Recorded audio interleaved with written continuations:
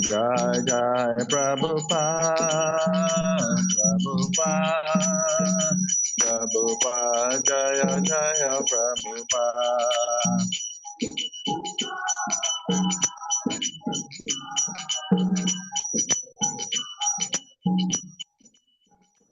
Nitya Gaura Haribo, Haribo, Haribo, Nitya Gaura Haribo.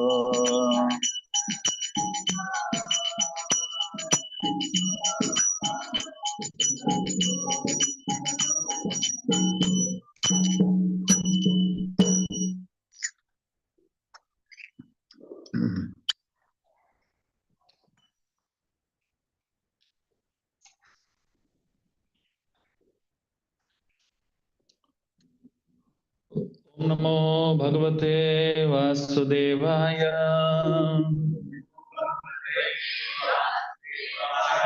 Om Namo Bhagavate Vasudevaya. Om Namo Bhagavate Vasudevaya.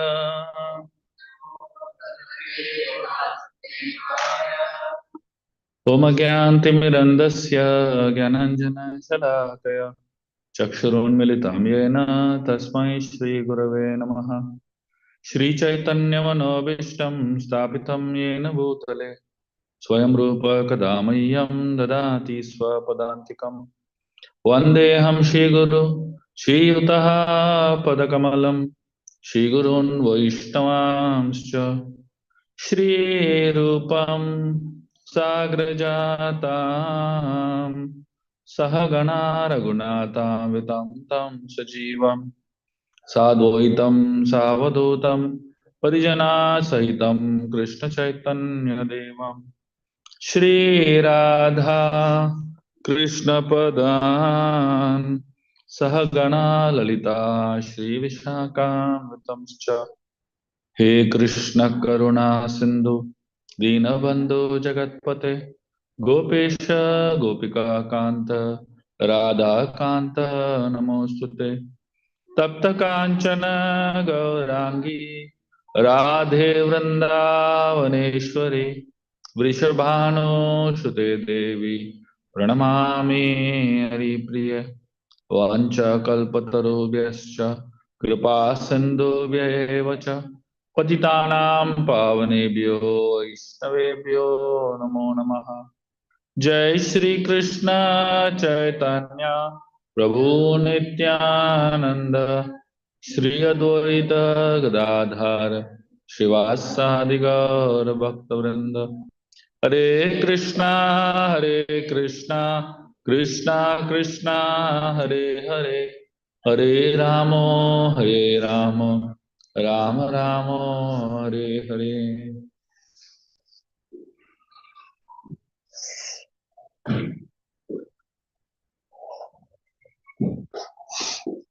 Hare Krishna. Very grateful and happy to be here at ISKCON of Farmington Hills and sharing something from the scriptures, especially the Bhagavatam. So today, I'm going to do a little analysis to help us understand what is the mood with which we hear the scriptures, especially the Srimad Bhagavatam. The sun is compared to knowledge. Knowledge is of two types. There is Siddha Gyan and then there is Sadhana Gyan. Siddha Gyan is realized knowledge. Those who are Siddhas, Nitya Siddhas, the kind of knowledge they have is known as Siddha Gyan. And Sadhana Gyan is a knowledge that we are gaining by the process of sadhana, by the process of hearing, chanting, reading, etc. Sadhana Gyan has some difficulties associated with it. Just like the sun gives light, it dispels darkness. But the sun has some difficulties associated with it. For example, sometimes the sun gets covered by clouds. And when the sun gets covered by clouds, it cannot give light out, right? It becomes very dark. And sometimes the sun is so hot that it burns everything. So, just like the sun has its changing characteristics, similarly, a sadhaka who is getting sadhana gyan also has changing characteristics. So, for a person who has sadhana gyan, he is struggling devotee. I'm going to explain to you what is the meaning of struggling devotee through some examples. In the Ramayana, we have two people who are connected with the sun. Sugriv is Suryaputra, right? Son of the sun god. And Lord Ram is Suryavanshi. So he is a descendant of the sun god. So both are connected to the sun only. One is son of the sun god, and one is a descendant of the sun god. And Lord Ram has what is known as Siddha Gyan, and Sugriv has what is known as Sadhana Gyan. So Sugriv is like all of us. And we're going to see how Sadhana Gyan is not exactly the easiest type of knowledge, it has its own struggles. So just like the sun gets covered by clouds and it is sometimes dark even in the daylight, similarly, when we come in bad association, that knowledge gets destroyed. And that knowledge appears with good association. So that means the sun has the ability to, destroy all darkness, but it becomes invisible in the presence of clouds. Similarly, all of us, we gain so much knowledge. We read books, we hear lectures, we make nice notes, all that. But when we come in bad association, which is like clouds, we forget all that knowledge. All that knowledge that is so much there inside us. Do we remember it at all times of life? During the most crucial moments of life, we forget the knowledge, right? It's like a cloud coming in front of us, and we have the knowledge, but we can't access it. So we see this in Sugriv's life. So he is a knowledgeable person. He is son of Surya, but once in a while he forgets the knowledge, and he behaves like a monkey, behaves like a stupid person, isn't it? All of us also are like that. We have sadhana gyan, we have read a lot of Bhagavatham, we have read a lot of Gita, we have read a lot of scriptures, we have heard a lot of lectures, but during some times, we appear as if we are a jnani. We appear as if we are not knowledgeable at all, isn't it? And you begin to wonder, where did all that Bhagavatam verses go? Where did all the Bhagavad Gita verses go? Suddenly we're behaving as if we are a non-devotee, isn't it? That's the first problem with sadhana gyan. It keeps, like the clouds, it keeps coming and it disappears. Knowledge disappears for some time. And then suddenly knowledge comes back again, Suddenly we are again learned. The second problem with the sun is that we don't see the same sun in the morning, afternoon, evenings. The sun in the morning, the sun in the afternoon, and the sun in the evening are different suns. Correct? The sun in the morning has a different level of heat and light. Sun in the afternoon has a different level of heat and light. And the sun in the evening has a different level of heat and light. Similarly, sadhana gyan, it does not stay the same. It increases and decreases. For example, early morning time when we're chanting and all that, we are such nice devotees.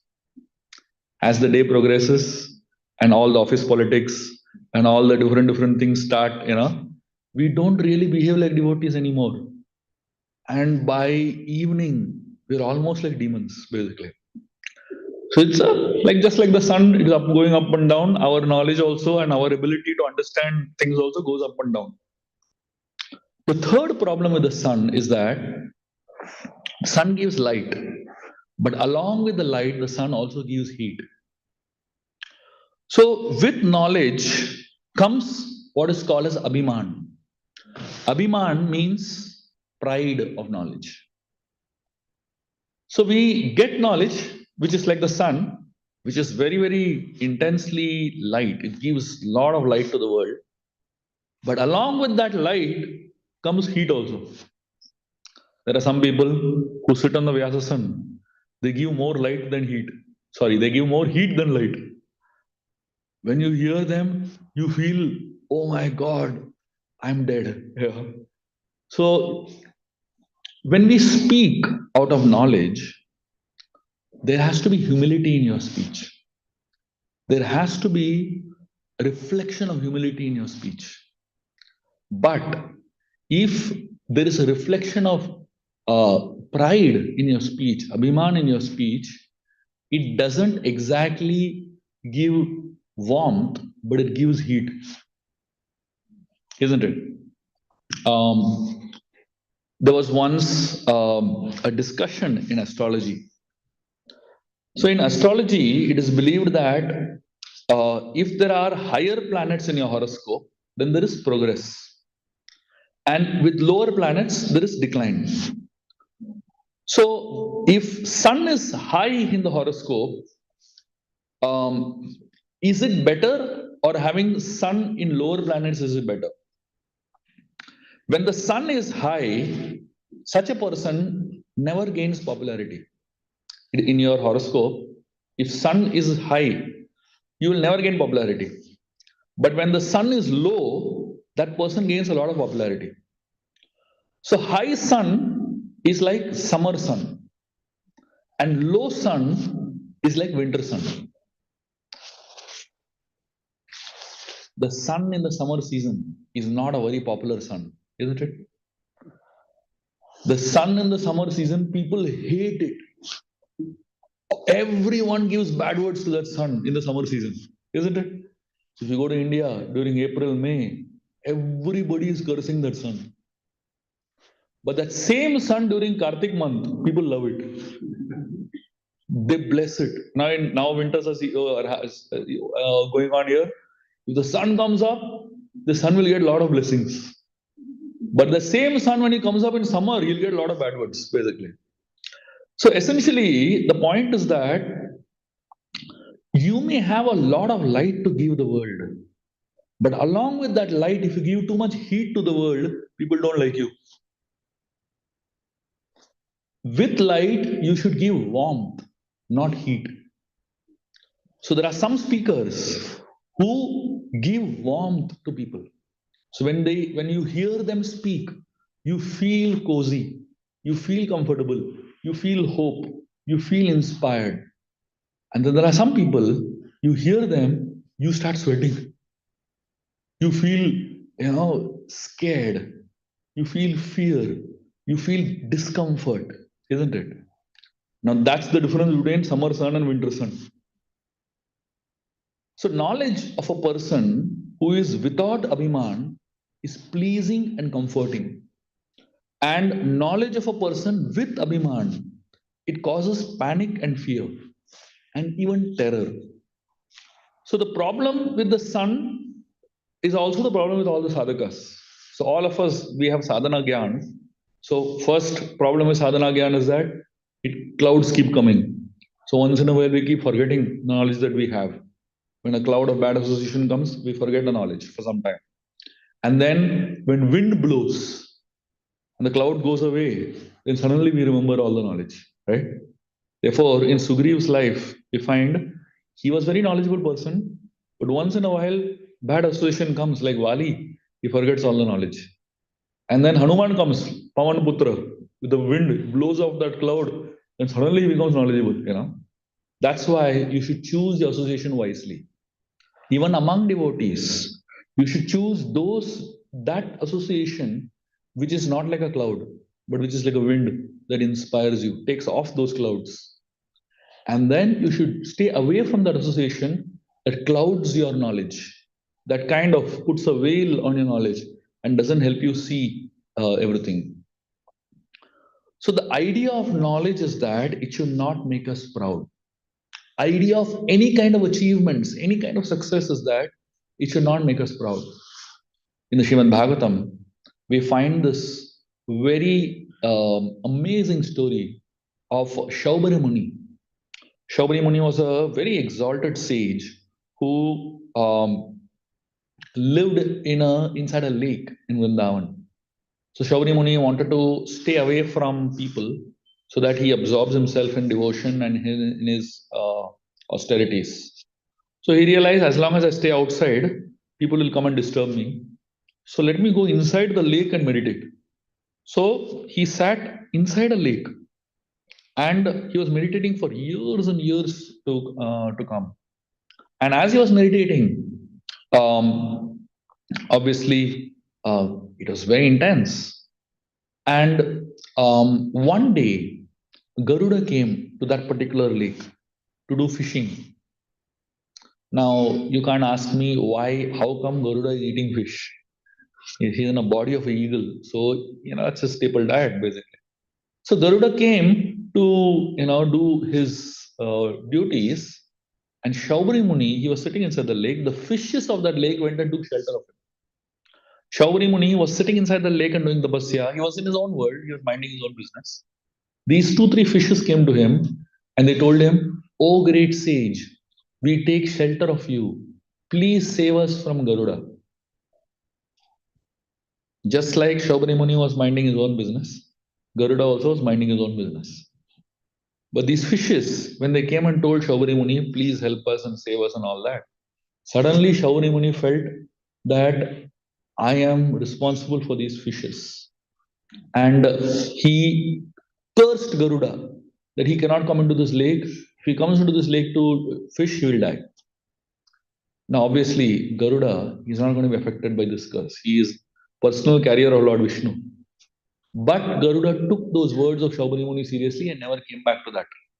He never came back to that particular lake. But the interesting thing is that Shaubari Muni, when he was sitting in that lake and continuing doing his tapasya, one day he saw two fishes enjoying. And he suddenly had this idea, if these two fishes are enjoying, why can't I enjoy my life? He came outside, he went to a king, and he got married to 50 daughters of the king. And he began to live a life of full enjoyment, completely forgot his tapasya and austerities. He saved the life of those two, three fishes. Those very fishes became the cause of his downfall. Sometimes as preachers and as devotees who are showing compassion to the world, we should know what is compassion. If you show compassion in the wrong situation, you yourself fall in trouble. And to show compassion to somebody, to a junior, you can't be offending a senior. So Garuda is such an exalted person. Shaubari Muni did not understand his own adhikar. He did not understand his own level. And he unnecessarily cursed Garuda. So the point over here is that Shaubari Muni was a knowledgeable person. But his knowledge, his powers, and his austerities made him feel superior, made him feel powerful, made him feel great. And when he felt great and superior and powerful, it was like a cloud coming in front of him. And those two fishes became his bad association. See, many times you stay away from the association of equals and seniors because it's not easy. See, seniors come once in a while in your life. When seniors comes, it is nice, it's easy to be well behaved in front of them. Why? Because you know they're coming only for 2-3 days. Then they'll go away. But in front of equals, it is very difficult to be well behaved because they are there all the time. How long can you act, isn't it? And that is where the problem is. And that's when we decide we don't want to be anywhere near equals because they see us too much. And then we decide that we will only be with junior people. Why? Because they appreciate you and glorify you like anything. Even if you make a mistake with juniors, no problem. They will say, "Prabhuji, this is your pastime."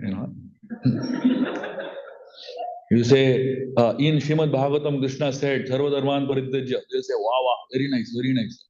They don't know it is from Gita. They'll say, basically, if you make a mistake in front of juniors, there's no problem. That's why people surround themselves with juniors and they stay away from equals and they stay away from seniors because the chances of you getting caught, the chances of your defects being visible are lesser in front of juniors.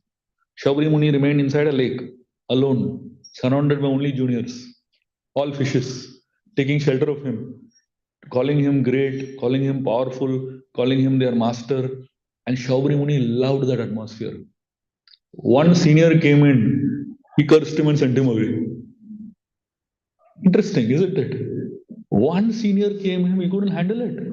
He just cursed him and sent him away so that he can remain in his own personal space, And that personal space became a chaos for him. The same very fishes that he tried to help, they became the cause of his downfall. The very same juniors that he tried to serve, thinking that he is like their master, became the cause of his wrong inspiration, completely losing track of his spiritual journey. Therefore, this sun, knowledge, is not an easy thing to handle. When knowledge is not accompanied by humility, it's a disaster. It leads to clouds coming in between, and then it leads to increasing and decreasing knowledge. Once in a while, you'll seem to be very knowledgeable, and then suddenly you seem to be very ignorant. And then it also leads to not just light, but it also leads to heat, which burns a lot of people, which gives a lot of fear and panic to other people. And therefore, one has to understand that knowledge that makes us proud is dangerous. And this is where a very beautiful discussion between Ram and Bharat comes in, which actually talks about what really humility is. Ram was praising Bharat, saying that there is no one more saintly than you and no one more talented than you. Ram is telling Bharat like that. And he asks him, am I right? Bharat tells Lord Ram, my dear Lord, how can I say that you're wrong? And if you tell Ram you're wrong, that's also wrong, isn't it? But if he says, I am right, that you're right, that's also wrong, isn't it?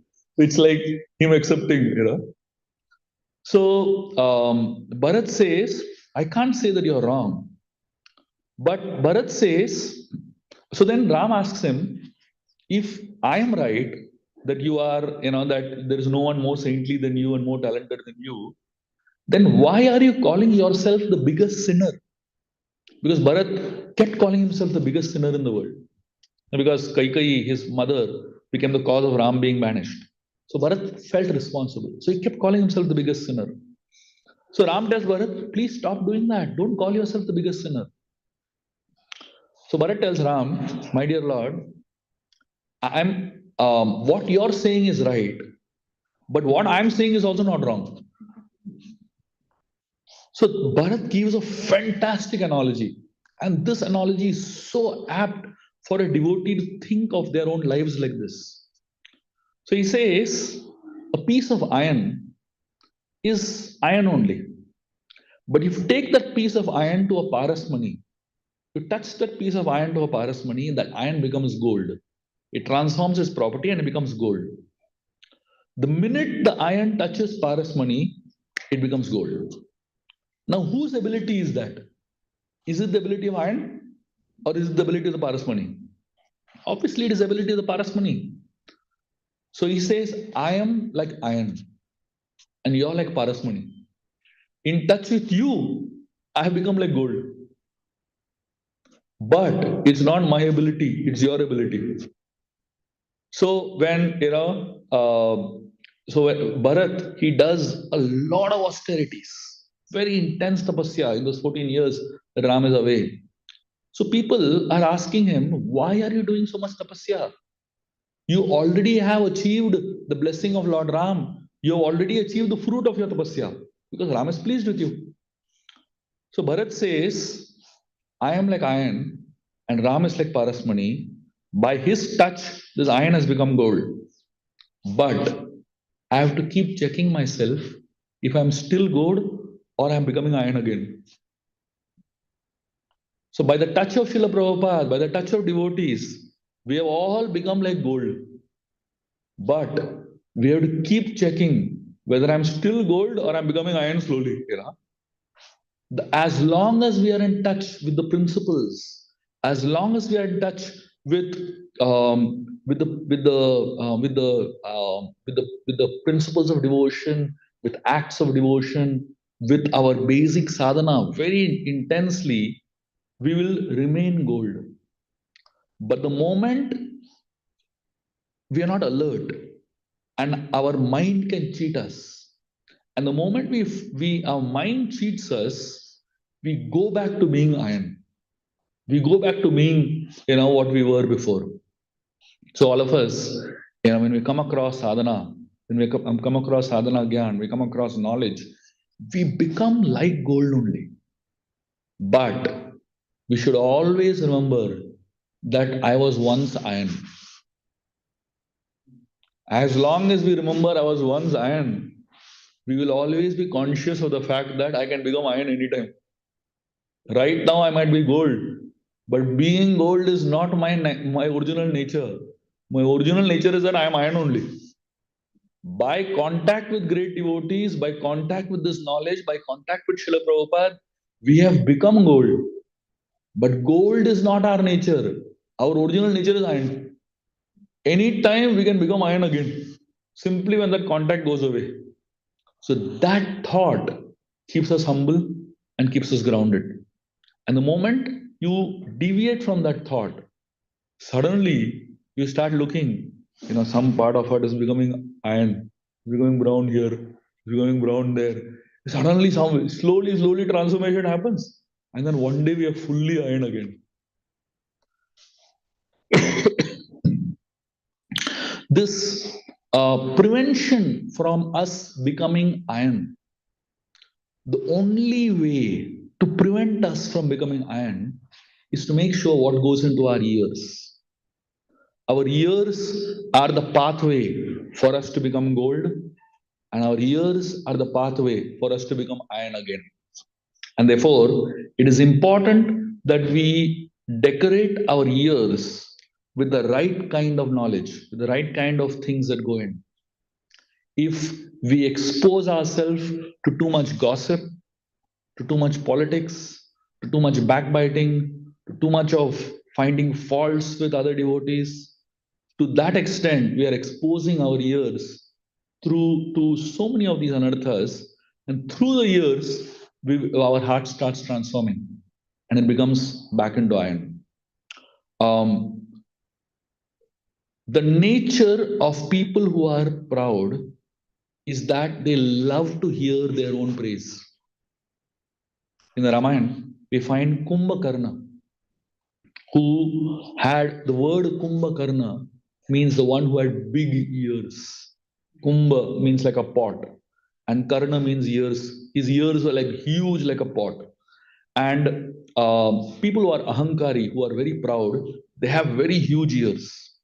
They are most attached to their ears because to hear your own praise, you need ears which are very big and like pots that can assimilate so much, right? Our mouth, most of the other organs of our body are closed, but the ears are always open. And we have to be very careful what goes into our ears. So, Kumbhakarna, he loved to accumulate knowledge, praise of himself. If you see, Lord Ganesh also has big ears, and Kumbhakarna also has big ears. But there's a difference between Lord Ganesh's ears and Kumbhakarna's ears. Kumbhakarna ears are like pots, but Ganesh's ear, if you see, it's like flat. It's like a sieve or it's like a scoop. Basically, so Lord Ganesh does not like to hear his praise and retain it. He hears and he just leaves it, basically. But Kumbhakarna loves to retain that praise. And Kumbhakarna, like people, are people who love to hear about themselves and keep meditating on it a lot. And they want others to speak about them. They want others to praise them. They hanker for praise. In the Ramayana, we find Sugriv captured by Kumbhakarna during the war. Kumbhakarna, makes Sugriv faint, hits him. Sugriv faints. Kumbhakarna puts him on his shoulder and takes him back to Lanka. And as Kumbhakarna is taking Sugriv back to Lanka, he is walking back into the city of Lanka, and everyone in Lanka is praising Kumbhakarna like anything. They are appreciating him, they're glorifying him, they're throwing flowers on him, they are speaking all great glories about him. And Kumbhakarna loves this experience. He gets up once in 6 months. But when he gets up, he wants to hear a lot about him. That's why he does some Herculean activities so that people praise him more and more. And while Kumbhakarna was coming inside the city and he was hearing his own praise by everyone over there, he was just basking in that. So they were throwing water, they were throwing fragrant scented waters, they were throwing flowers. And a little bit of that scented water fell on Sugriv and he woke up. And he suddenly saw himself on the shoulder of this massive giant entering into Lanka. And Sugriv realized, if I don't do something about it, I'll be dead. Immediately, Sugriv jumped and he bit off the ears of Kumbhakarna. And he bit off the nose of Kumbhakarna. And then he ran away from there. Why did Sugriv bite the ears of Kumbhakarna? There's a very interesting reason. Because the ears represent a proud person is attached too much to his ears. And that's the weak point of a proud person. If you want to really hurt a proud person, stop talking about him. That will shake him up totally. That's the weakness of a proud person. And Kumbhakarna, when his ears got bit off, he was so angry, so upset. He ran back to fight against the Vanaras and kill all of them. And when all the Vanaras saw Kumbhakarna coming, running towards them, huge mountainous person running towards them, they all got scared and they ran and hid behind Lord Ram. They kept Ram in the front and they all took shelter they went behind him. Because when you come across pride, don't think you can deal with it on your own. All other anarthas, you can deal with it directly. Lust, anger, greed, all of this you can manage on your own. The one quality that you cannot manage on your own is pride. For that, we need to keep God in the front of us. We need to keep God in front of us and take shelter of God behind. Because when a person conquers greed, conquers lust, conquers envy, conquers all these anarthas, then suddenly he feels, see how great I am, I conquered all of this. That's it. Then he gets trapped by pride. The day you feel you have conquered all other anarthas, that day you fall in the control of the last one, which is pride. And to be able to deal with pride, it is not in our capacity. It's not our ability that we can deal with pride. We need Lord Ram to be in the front. On Lord Ram, what he does, he cuts off his hands first, and then he cuts off his legs. And Kumbhakarna kept fighting, even with his hands and legs cut off. And then Lord Ram does something amazing. He shoots hundreds of arrows and covers the mouth of Kumbhakarna, fills the mouth of Kumbhakarna with arrows. Why does Ram do that? Because when a person is very proud, they first like to hear their own glories. They love to hear their own glories. But if nobody is glorifying them, then they speak their own glories. They themselves start speaking. A proud person waits for some time that other people speak something good about him. But if the fellow sees that nobody is speaking anything good about him, he only starts. So Sugriv bit off the ears of Kumbhakarna and Ram covered his mouth. That's how a proud person dies. That's how pride is killed. The way to eliminate pride is to first stop hearing and hankering for your own glories, hearing your own greatness, and then stop speaking your own greatness.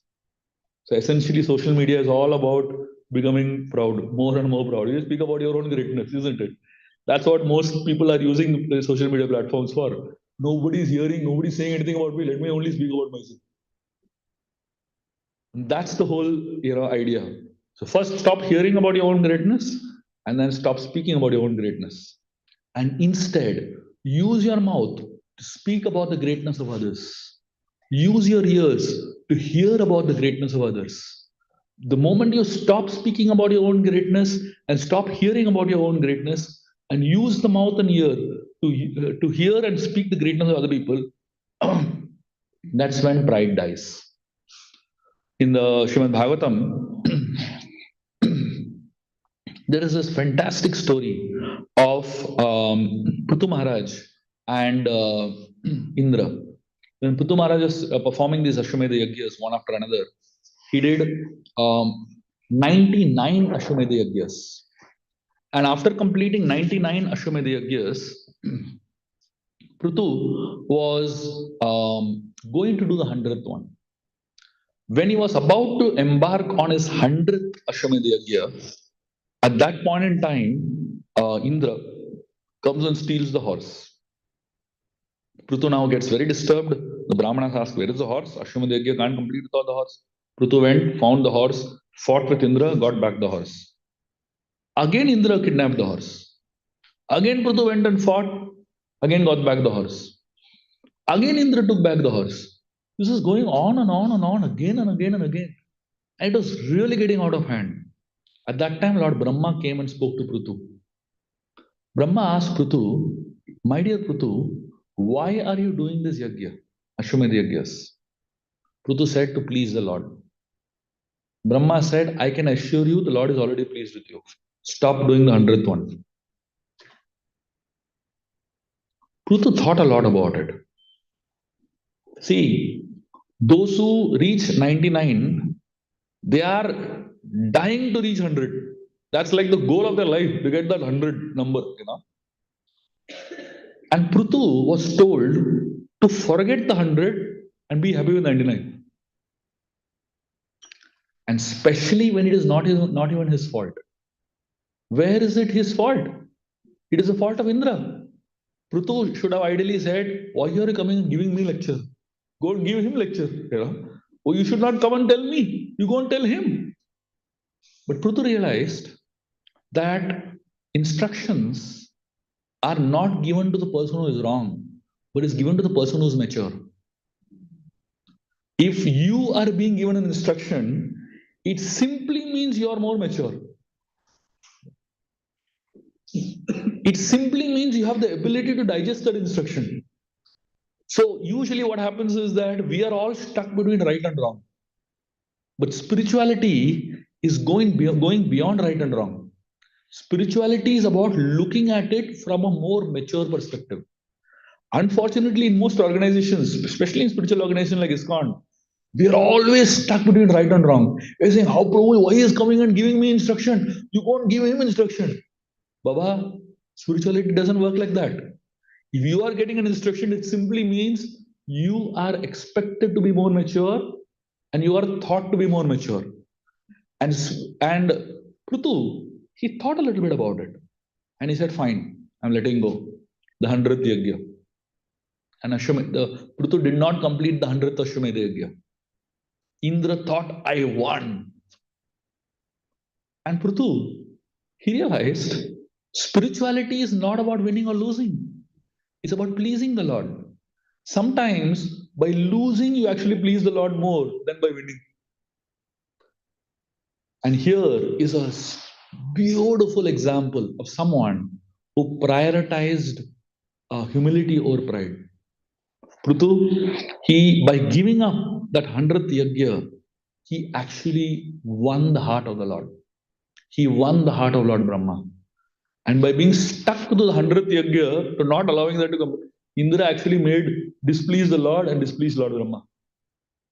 So we have to really think from a higher perspective rather than being stuck in what is right and wrong.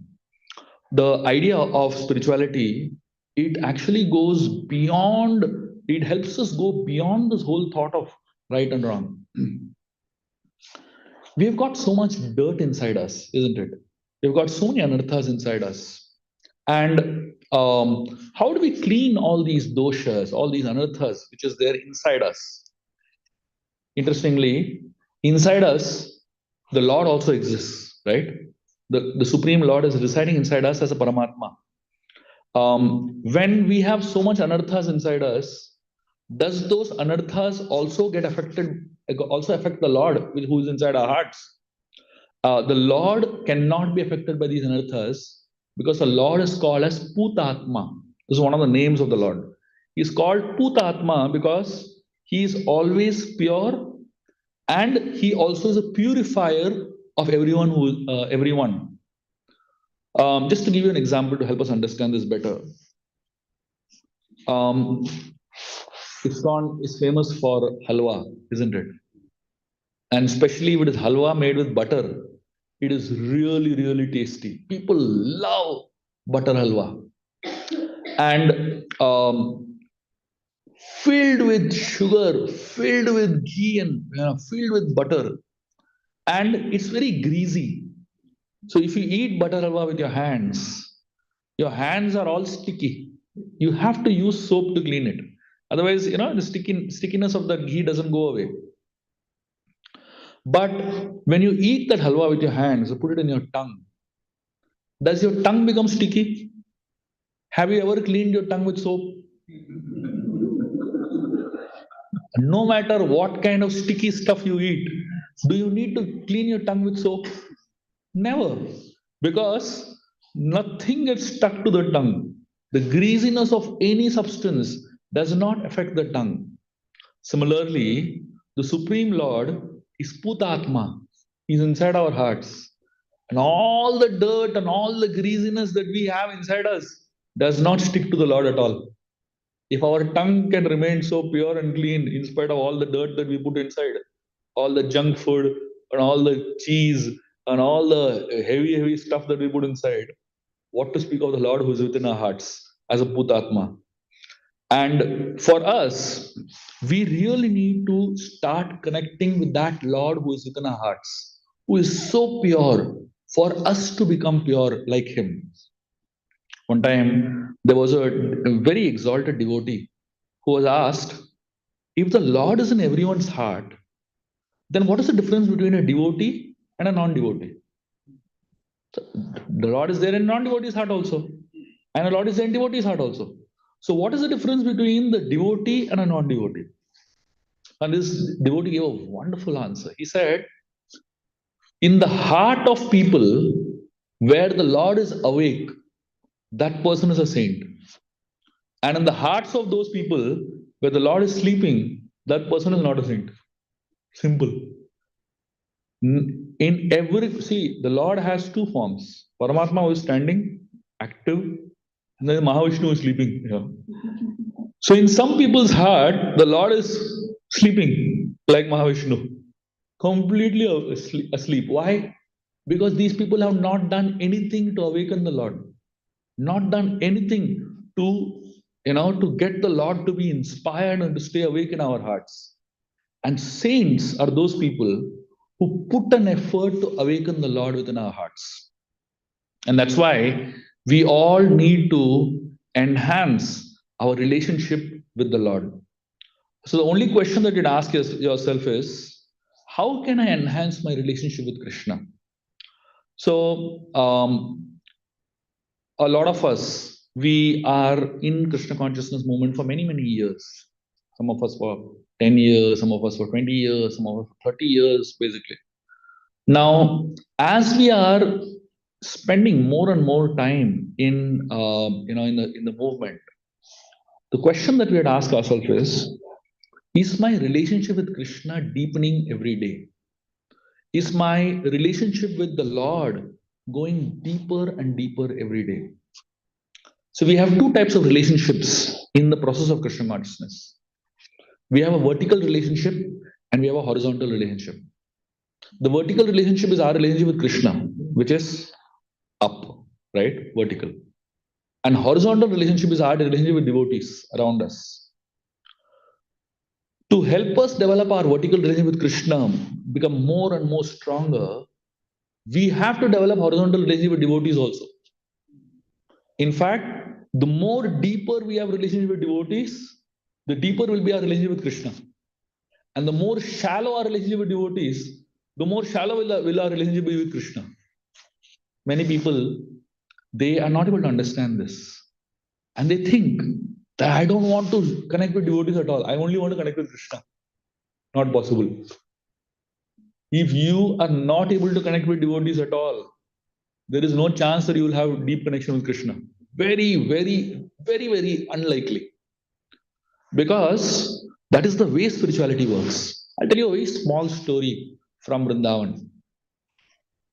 In Vrindavan, when the gopis of Vrindavan, they were experiencing great separation from Krishna, and they began to discuss. So Krishna was not there in Vrindavan, so they, to remind themselves of Krishna, they began to enact pastimes of Krishna.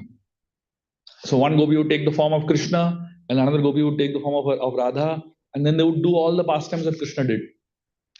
And the most amazing thing was when all the gopis were sitting around and observing pastimes of Radha and Krishna and thinking about Krishna, they would feel so happy that they would hug each other. Which means that when you try to connect with Krishna, you also fall in love with one another. You also fall in a deep connection with one another. And if you are not able to experience that, so somewhere your connection with Krishna is not strong. And if your connection with Krishna is strong, then you will also try to work on your horizontal relationship with devotees. And that synchronization between the two will really help us develop something that is very deep and something that is very, very profound. And of course, the one person that helps us develop deep connection with both Krishna and the devotees is a spiritual master. The role of the spiritual master is to help us develop our connection with Krishna and also help us develop our connection with devotees around us. And I'm going to tell you a very interesting and a very beautiful story to end today's discussion. There was a great saint whose name was Ribhu. Ribhu was a great saint and he had a Gurukul. So Ribhu had a disciple named Nadaga. And Ribhu, he taught all his disciples very nicely, all the basic philosophy and the knowledge of Gita, etc.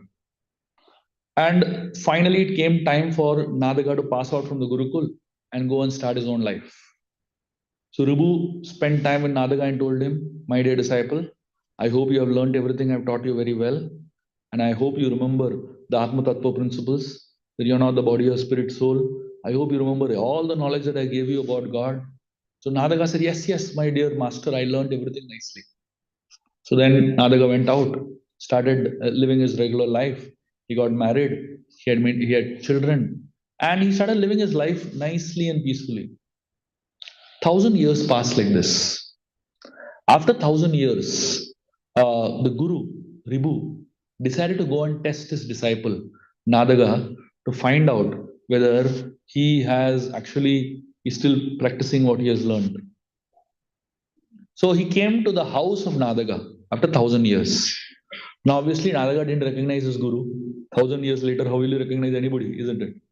So the Guru came to the house of Nadaga. Nadaga welcomed him. He thought he's a traveling saint who has come. Welcomed him to his house, and he told the saint, "Please come inside. We will feed you prasad." So Ribhu went inside, sat down, and Nadaga, he said, "Can I serve you prasad?" Ribhu said, "I want a very specific type of prasad." Nadaga said, "What do you want?" He said, "I want basmati rice, dal tadka, sabji, mixed vegetable sabji with paneer. I want puris. I want halwa. I want sweet rice. I want gulab jamun." Nadaga said, "Who begs like this?" If a beggar comes to your house, whatever you feed, they eat, right? This guy is giving a full menu as if it's a hotel. So anyway, Nadaga was feeling, my guest, I need to serve him. So he said, fine, you wait for some time, I'll cook. So he and his wife cooked elaborate feast. And then they served this saint, Ribu. Ribu ate so much that everything that was cooked for so many people finished. One fellow finished everything. Nadaga was bewildered. How can someone eat so much? And anyway, he said he's a guest. They let him eat nicely. After he finished eating, Nadaga asked this Ribu, I hope you enjoyed the meal. I hope you are satisfied with how we served you. This Ribu asked him, what meal? Nadaga said, just now you ate so much. Who ate? He said, I fed you so much of rice and dal and sabji and who fed? This guy was going crazy. After eating so much, he's asking who ate. And Nadaga got really wild on him and he showed him all the vessels that were finished and he showed him his plate that was empty. And he said, can't you see? You ate so much. And then Ribu told him, I didn't eat. My body ate. And then he gave him full philosophy of Atma Tattva. How you're not the body, you're spirit soul. How you're not the body, you're spirit soul. You think you're serving and you think I'm eating, but Atma can't eat at all. And then Nadaga realized, this is my Guru, Ribu, who has come here to teach me again what I have forgotten. And then Ribu realized my disciple has forgotten everything. He sat there and taught him everything from the beginning. And then Ribu, he told his disciple, at least now you'll remember what I taught you. He said, yes, I'll remember nicely. And then Ribu went away. 1,000 years later, he came back again. And this time, Nadaga was standing in a procession. And there was a huge procession of the king who was passing by.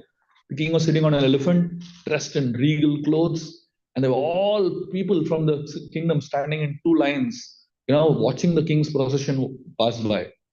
And this Nadaga also standing in that line, looking at the king. And Ribu, his guru, came and stood next to him. And obviously, this fellow didn't recognize his guru.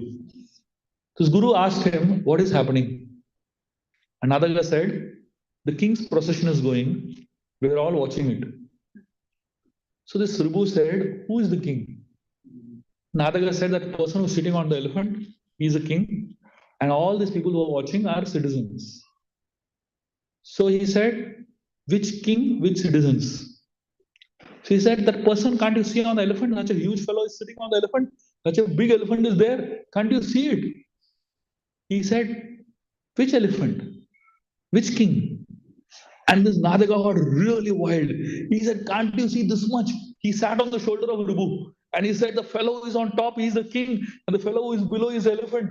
And all of us are common men. And then Ribu told him, that king is not the king.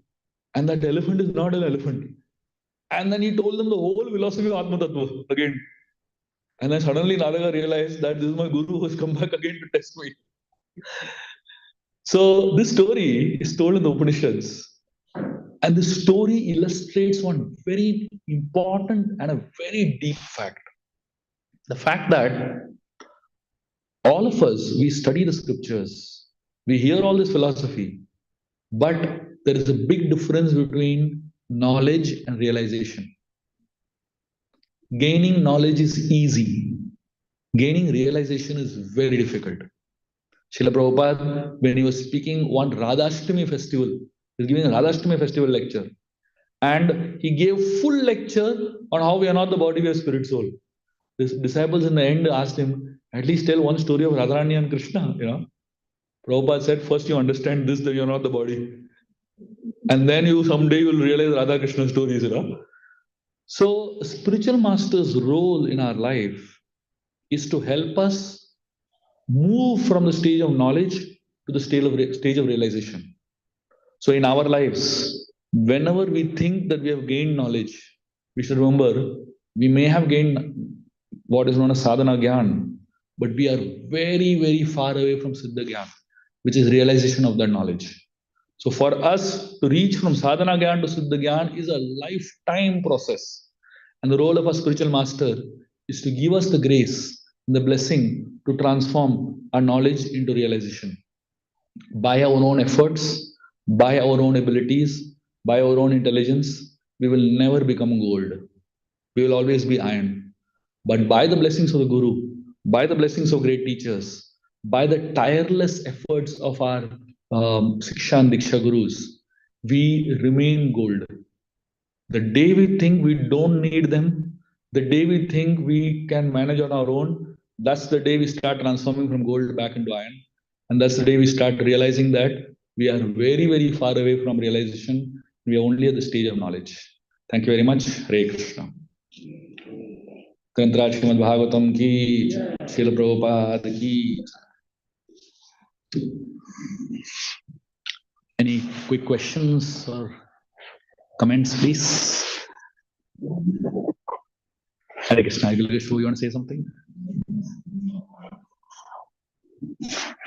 Give me the blessing that I can practice what I spoke. I spoke theoretically. Yes, Madhesh.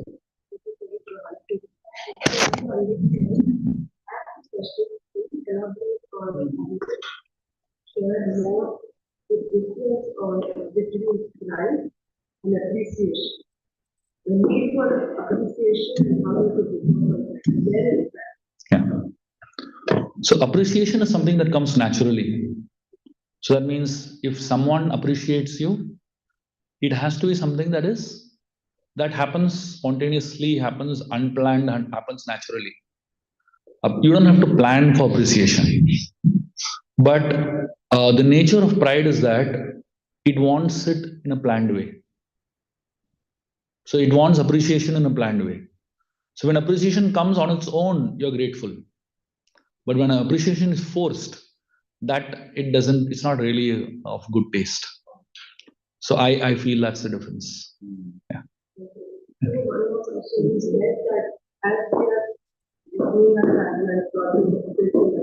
have to assess ourselves.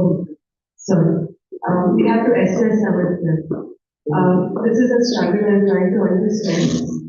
Because for me, when I get into that assessment, okay, regular assessment when I do, I know my sadhana, my service, I become more goal oriented.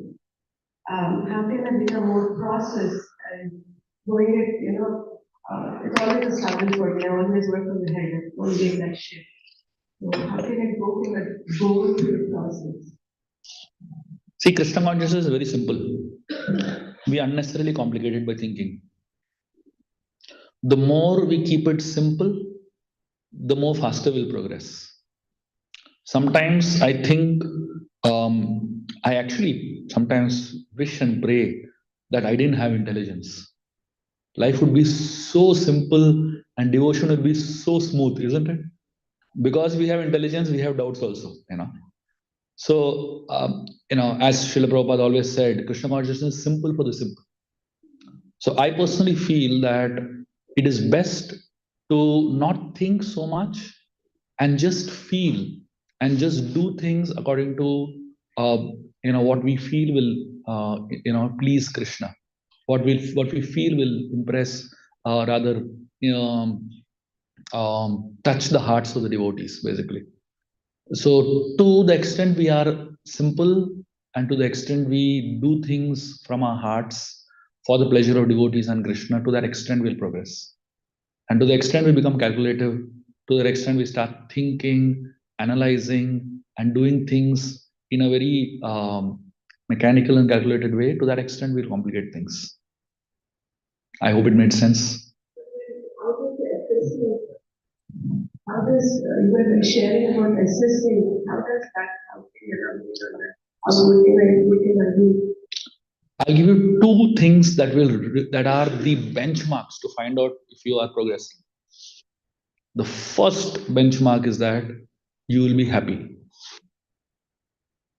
This is the first benchmark to know you're progressing in your spiritual life. You will be happy, blissful. So if you are smiling, you're happy in the association of devotees, you are feeling joy within your heart, you should know you're progressing. And the second parameter that to show that you're progressing is that devotees around you, especially those who are senior to you and those who are your guides, they are very, very happy and satisfied with you, especially with your attitude. So if you find these two things happening, you should know that you're progressing. And those devotees who are senior to you or who are, your gurus, they will not tell often that they're pleased with you.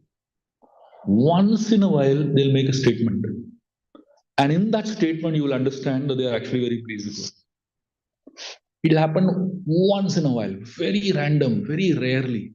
But when that happens, you should know that's it. Okay.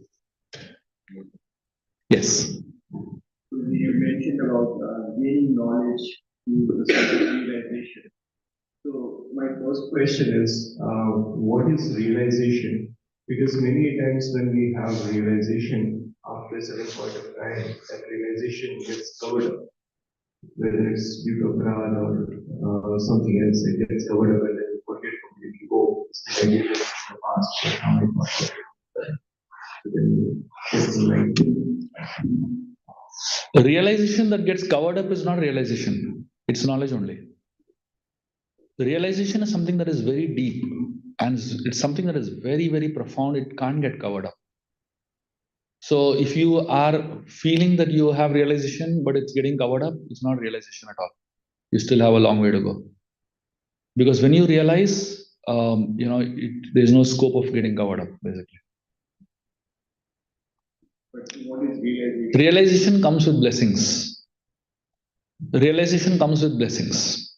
Realization means you are hearing something, you're hearing very, very powerful point, but in your life you actually see that being applied someday. That's realization. That's like practical application of what you hear. So what you hear is knowledge. When you actually apply that in your life and you see that working in your life, that's called realization. Okay.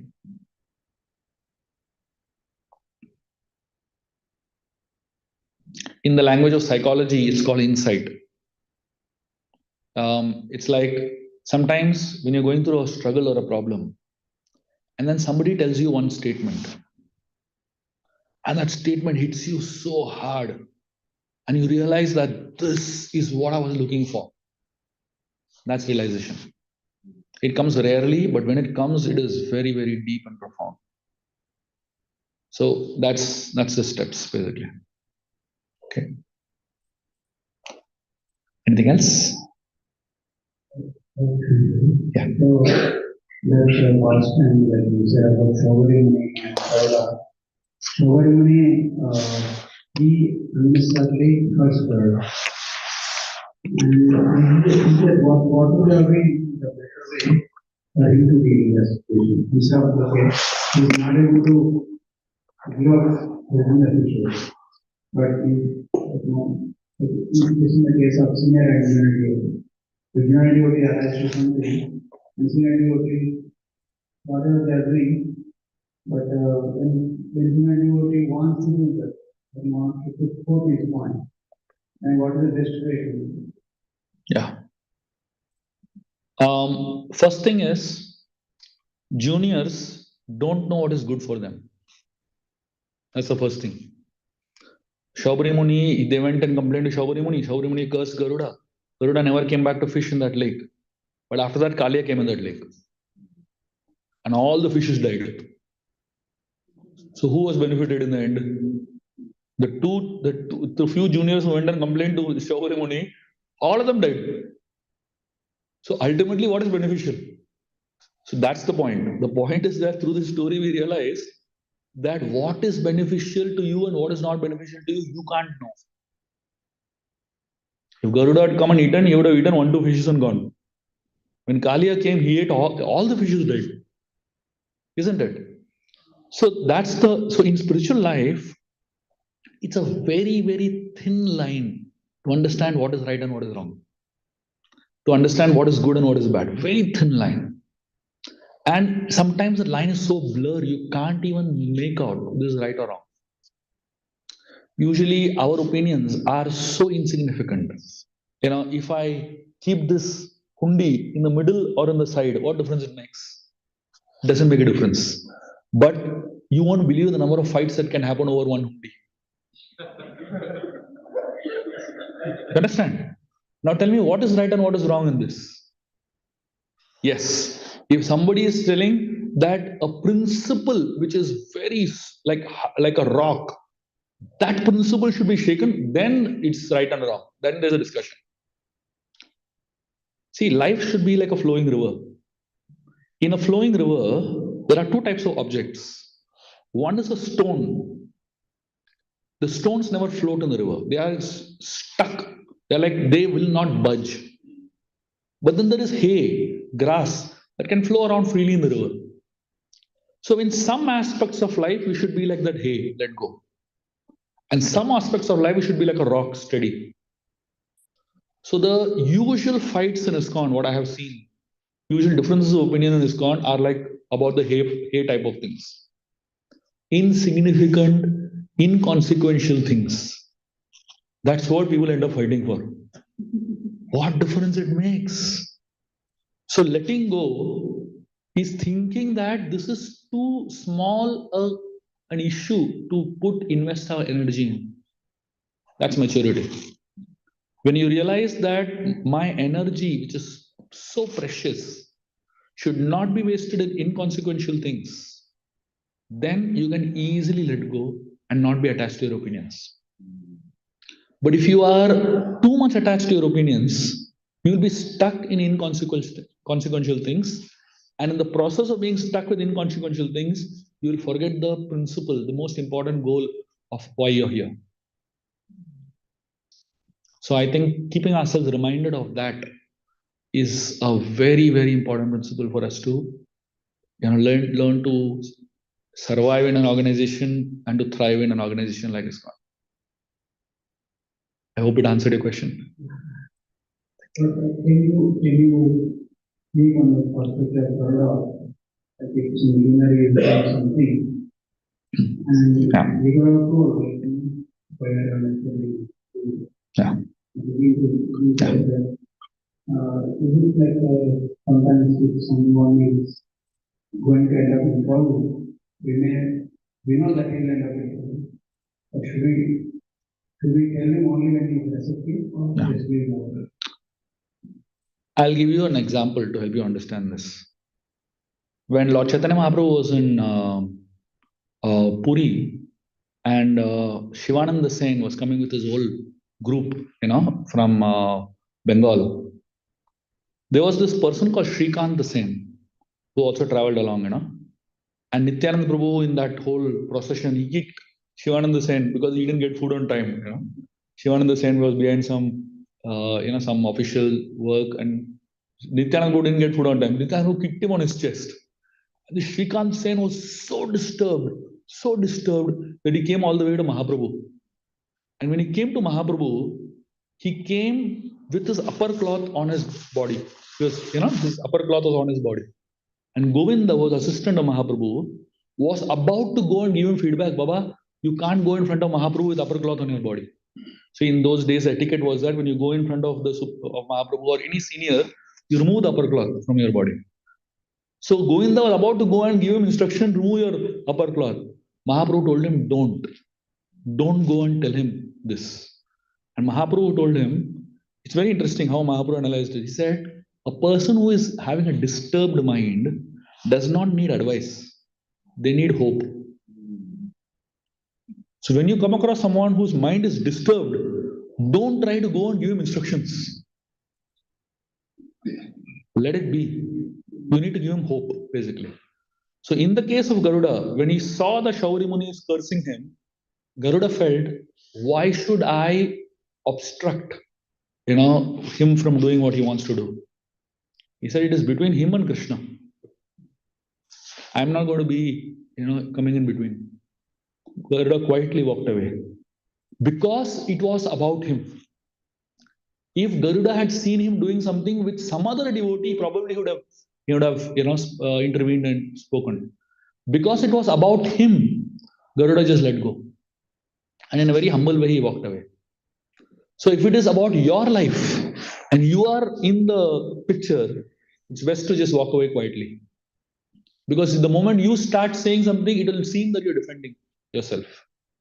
It will seem that you're trying to prove him wrong. In such a situation of life, it's best to walk away and let the karma play its own sequence. But if you see that some other devotee is getting affected, you are a neutral party, then you can go and try to not advise, but give hope or give direction in the right way, basically. So it's a very sensitive type of thing.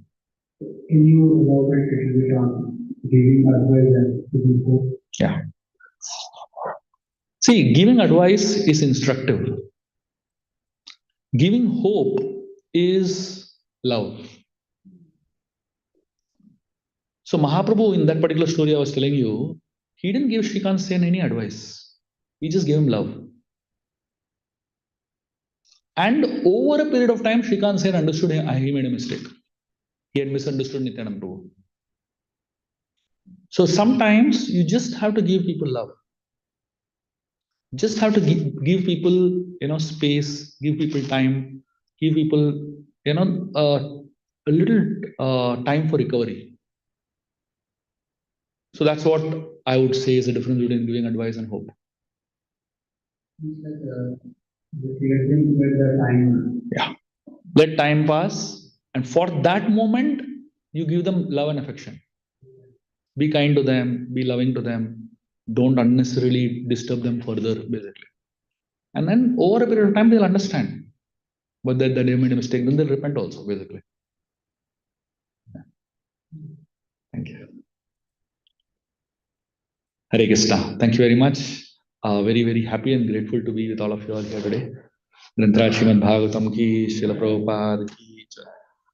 Vilas, Prabhuji ki.